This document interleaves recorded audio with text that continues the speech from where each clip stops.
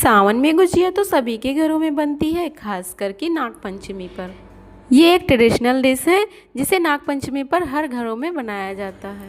गुजिया को बनाने में कुछ चीज़ों को ध्यान दिया जाए तो हमारी गुजिया बिल्कुल परफेक्ट बनकर तैयार होती है।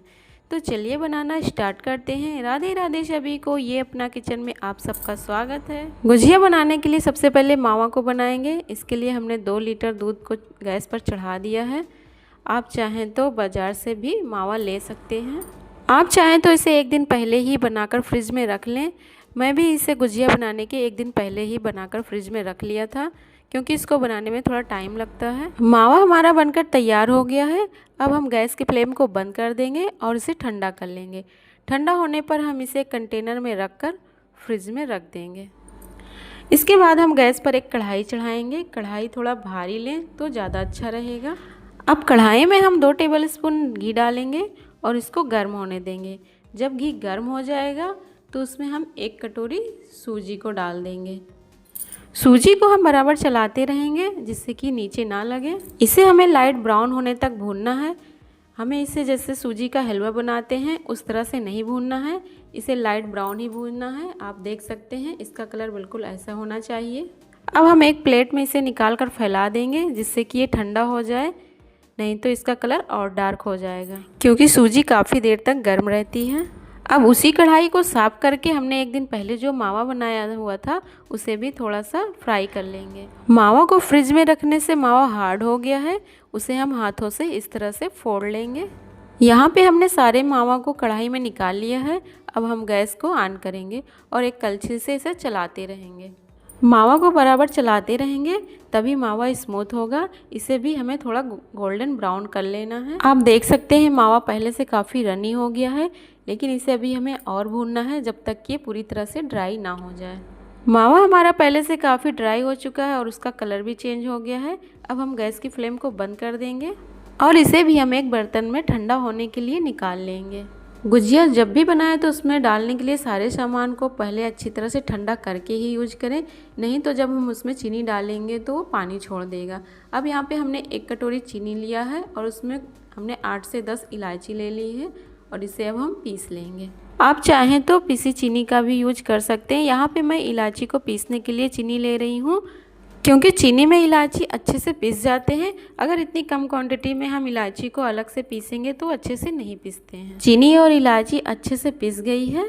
इधर मावा भी ठंडा हो चुका है। मावा बिल्कुल ठंडा हो जाए तभी यूज करें और उसे हाथों से इस तरह से हम फोड़ कर डालेंगे। सारे मावा को एक बड़े बर्तन में डालकर हम उसे हाथों से अच्छे से मैश कर लेंगे जिससे कि वो अच्छे से स्मूथ हो जाए। अगर मावा में बड़े कण रह जाएंगे तो जब हम गुजिया को फ्राई करेंगे तो उसमें फूटने के काफ़ी चांस रहते हैं, इसलिए हम उसे अच्छे से हाथों से मैश कर लेंगे। मावा मैश हो चुका है। अब उसमें हमने जो सूजी को भुना हुआ था वो भी बिल्कुल ठंडा हो चुका है, उसे भी हम उसमें डाल देंगे। साथ ही हम चीनी को भी डाल देंगे, लेकिन चीनी को पहले हम माप लेते हैं। यहाँ पे हमने जो चीनी पीसी हुई थी वो 1.5 कटोरी है और 1 कटोरी हम इसमें पिसी हुई चीनी अलग से डाल रहे हैं।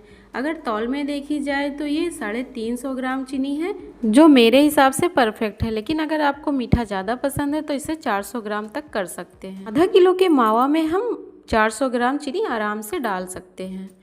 अब हम इन सभी चीज़ों को आपस में अच्छे से मिक्स करेंगे। सभी चीज़ें आपस में अच्छे से मिक्स हो चुकी हैं। अब हम इसमें कुछ ड्राई फ्रूट्स को डालेंगे, जिसके लिए हमने गैस पर एक पैन चढ़ा दिया है। उसमें हम 2 चम्मच देसी घी डालेंगे। घी जब अच्छे से मेल्ट हो जाए तो हम उसमें किशमिश और मगज को डालकर फ्राई करेंगे। यहाँ पे हमने किशमिश और मगज को पहले पानी से अच्छे से धुलकर साफ़ कर लिया है। आप अपनी पसंद के और भी ड्राई फ्रूट्स डाल सकते हैं। इसे बराबर चलाते रहेंगे और चलाते हुए हम 1 मिनट तक इसे भून लेंगे। जब इसमें कलर हल्का सा चेंज होने लगे तो गैस तुरंत बंद कर दें। ड्राई फ्रूट्स हमारे भून चुके हैं। अब इसे हम एक प्लेट में निकाल लेंगे और इसे इस तरह से हम फैला देंगे जिससे कि ये ठंडे हो जाए, क्योंकि हमें इसे ठंडा करके ही यूज करना है। अब उसी पैन में हम 1 चम्मच घी और डालेंगे और उसमें हम 2 टेबलस्पून चिरौंजी के दाने डालकर कुछ सेकंड के लिए भूनेंगे। इसे भी हमने धुलकर ही यूज किया है। चिरौंजी के दाने भून चुके हैं। इसे भी हम उसी प्लेट में निकाल लेंगे और उसे फैला देंगे। ठंडे होने के लिए कुछ देर को छोड़ देंगे। अब गुजिया बनाने के लिए हम आटा लगाएंगे। इसके लिए हमने यहाँ पर 1 किलो मैदा लिया है और उसमें हम 1 कप भरकर घी डालेंगे और थोड़ा सा घी हम और डाल देंगे। तौल में ये 200 ग्राम है। 1 किलो मैदा के गुजिया के लिए 200 ग्राम घी परफेक्ट होता है। वनस्पति घी या देसी घी से ही मोहन लगाएं, इससे मोहन बढ़िया बनते हैं। अब इसे हम हाथों से अच्छे से मिक्स करेंगे। हाथों से इस तरह से लड्डू बनाकर देखेंगे, अगर लड्डू बन रहे हैं तो मोहन बिल्कुल परफेक्ट लगा है। अब इसको गूंथने के लिए हम गर्म पानी का यूज करेंगे। पानी गुनगुना होना चाहिए और हाथों से मिलाते हुए इसका एक डो बनाकर तैयार कर लेंगे। गुजिया के लिए डो बनकर तैयार है।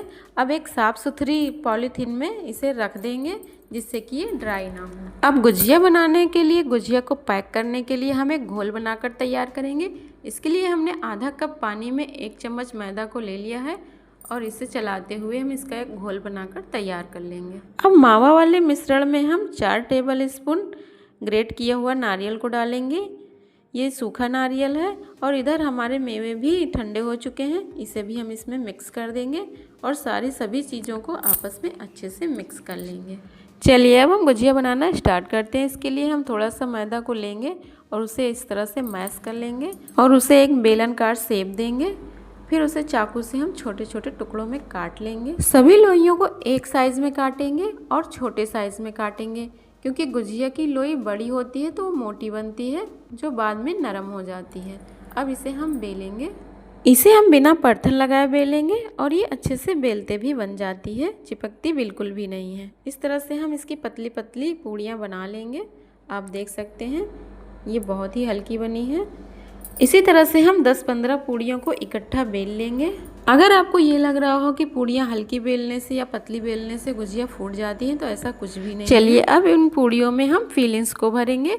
इसके लिए एक गुजिया मेकर लेंगे और उसके ऊपर इस पूड़ी को इस तरह से बिछा लेंगे और जो हमने घोल बनाकर तैयार किया था उसे साइड साइड लगा लेंगे और इसमें हम 1 चम्मच या 1.5 चम्मच मसाले को भर देंगे और इस तरह से काट कर निकाल लेंगे।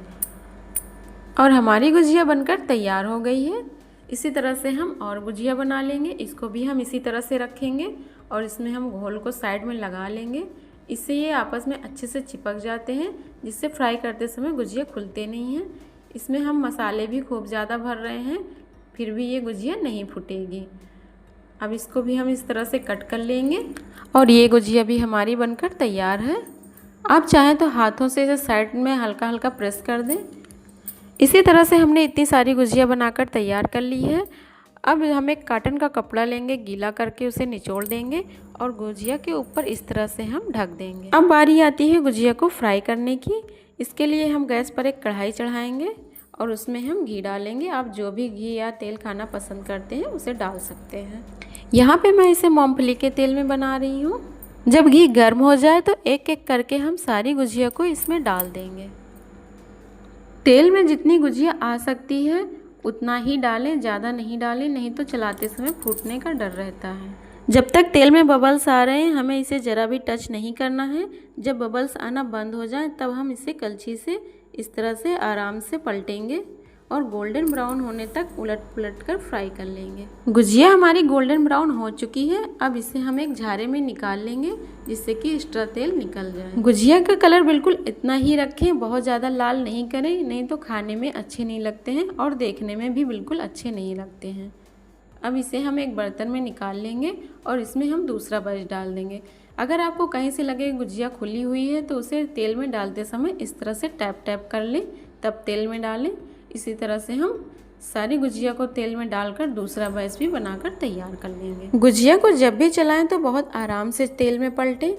कलछी गुजिया में नहीं लगनी चाहिए क्योंकि गुजिया में फूटने के चांसेस बहुत होते हैं, इसीलिए इसे सावधानी से ही पलटें।